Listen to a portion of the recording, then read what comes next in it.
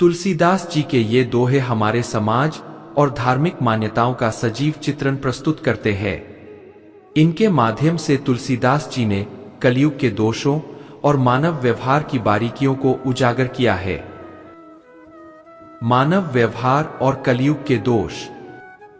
जे अपकारी चार तिन्ह कर गौरव मान्यते, मन क्रम बचन लबारते बक्ता कलिकाल महुआ।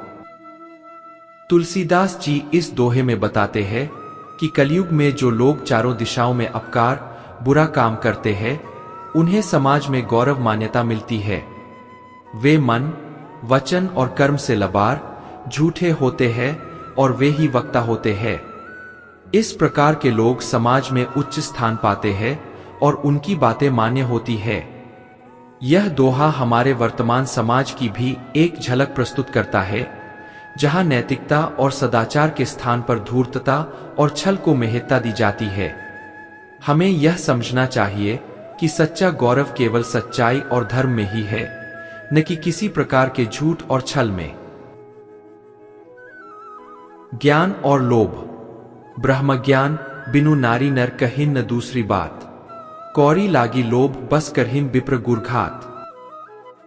इस दोहे में तुलसीदास जी कहते हैं कि ब्रह्मज्ञान, आध्यात्मिक ज्ञान के बिना नर और नारी केवल लोभ और धन की बातें करते हैं। लोभ के बस में आकर वे विद्वानों और गुरुओं की भी हानि करने से नहीं हिचकिचाते। यह स्थिति आज के समाज में भी देखी जा सकती है, जहां धन और भौतिक सुख सुविधाओं की अंधी दौड़ में लोग नैतिक और आध्यात्मिक मूल्यों को भूलते जा रहे हैं। हमें यह समझना होगा कि सच्चा सुख और शांति केवल आत्मज्ञान और आध्यात्मिकता में ही मिल सकती है। जाति और वर्ग संघर्ष।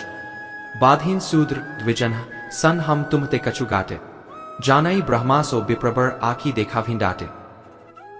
यहां तुलसीदास जी जाति और वर्ग संघर्ष की ओर संकेत करते हैं। वे कहते हैं कि शूद्र ब्राह्मणों से तर्क करते हैं और यह दावा करते हैं कि हम तुमसे किसी भी प्रकार से घटित नहीं है, जबकि वास्तव में वे ब्रह्मज्ञान को जानते हैं, लेकिन दिखावे के लिए आंखों में धूल झोंकते हैं।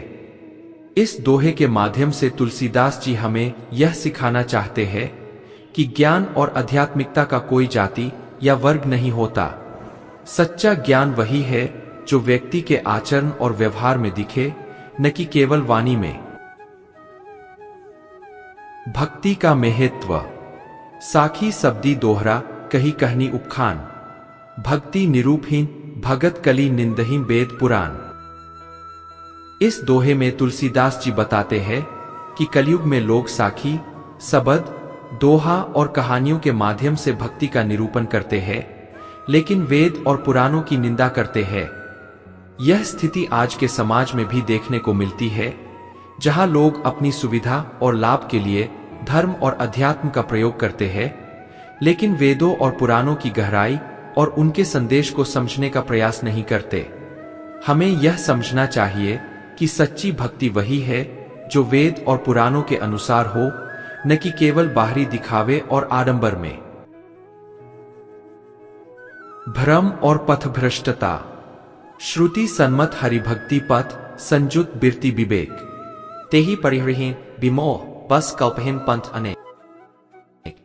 तुलसीदास जी इस दोहे में बताते हैं कि वेदों द्वारा मान्य हरिभक्ति के पथ को लोग छोड़ देते हैं और भ्रमित होकर अनेकों पथ का अनुसरण करते हैं। यह स्थिति आज के समाज में भी देखी जा सकती है, जहां लोग विभिन्न मतमतांतरों में भटकते रहते हैं और सच्चे धर्म और भक्ति के मार्ग से विमुख हो जाते हैं।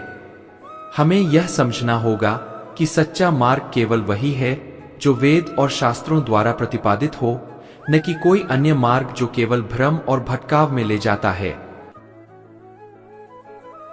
अधर्म और कुपंथ। सकल धर्म विपरीत कली कल्पित कोटि कुपंथ, पुण्य पराय पहाड़ बन दुरे पुराण सुग्रंथ।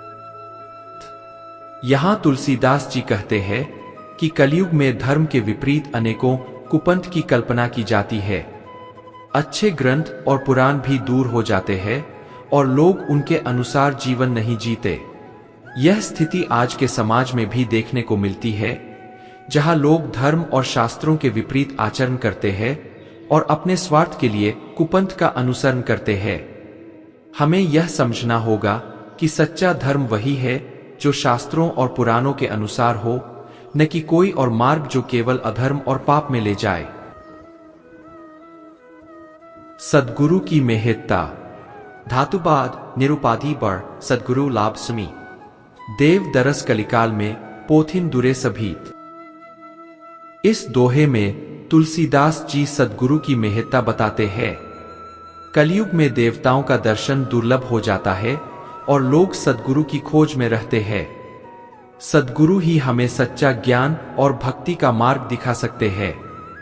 हमें यह समझना होगा कि सद्गुरु का स्थान हमारे जीवन में अत्यंत महत्वपूर्ण है और उनकी शिक्षाओं का पालन करके ही हम सच्चे मार्ग पर चल सकते हैं।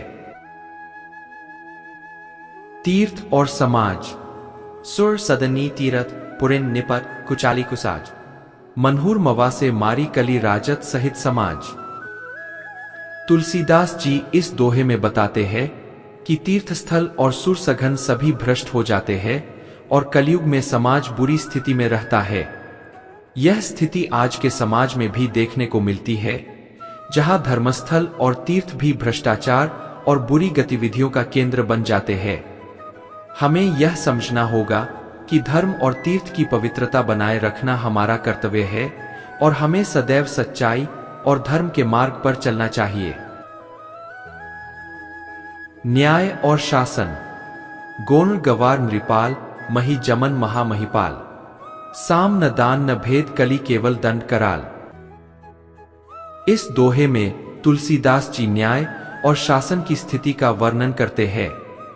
कलयुग में केवल दंड का प्रचलन होता है और साम, दान और भेद का कोई स्थान नहीं होता। यह स्थिति आज के समाज में भी देखने को मिलती है, जहां शासन और न्याय प्रणाली में केवल कठोरता और दंड का ही प्रचलन है। हमें यह समझना होगा कि न्याय और शासन का असली उद्देश्य समाज में शांति और सद्भाव बनाए रखना है, न कि केवल दंड देना। कायरता और कुपुत्र। फोरही सिल लोढ़ा सदन लागे अरुक पहाड़ कायर कूर कुपूत कली घश घर से हिस डहार।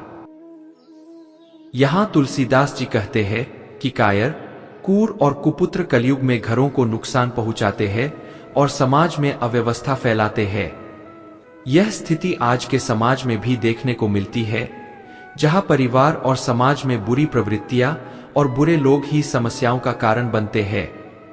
हमें यह समझना होगा कि सच्चा सुख और शांति केवल सच्चाई, भक्ति और धर्म के मार्ग पर चलने से ही मिल सकती है। धर्म का एकमात्र सहारा। प्रगट चारि पद धर्म के कली महुआ एक प्रधान जैन केन विधि दीन है दान करे कल्याण। तुलसीदास जी इस दोहे में बताते हैं कि कलयुग में धर्म के चारों पदों में से केवल एक प्रधान रह जाता है और वह है दान। जो किसी भी प्रकार से दान करता है वह कल्याण करता है। यह स्थिति आज के समाज में भी देखने को मिलती है, जहां दान ही एकमात्र साधन है जो धर्म और भक्ति को जीवित रखता है। हमें यह समझना होगा कि दान केवल भौतिक वस्त्रों का नहीं, बल्कि ज्ञान, समय और सेवा का भी हो सकता है। कलयुग का समाधान। कलिजुग समजुग आन नहीं जो नर कर विश्वास गाय राम गुणगन बिमल भव तर बिन्ही प्रयास।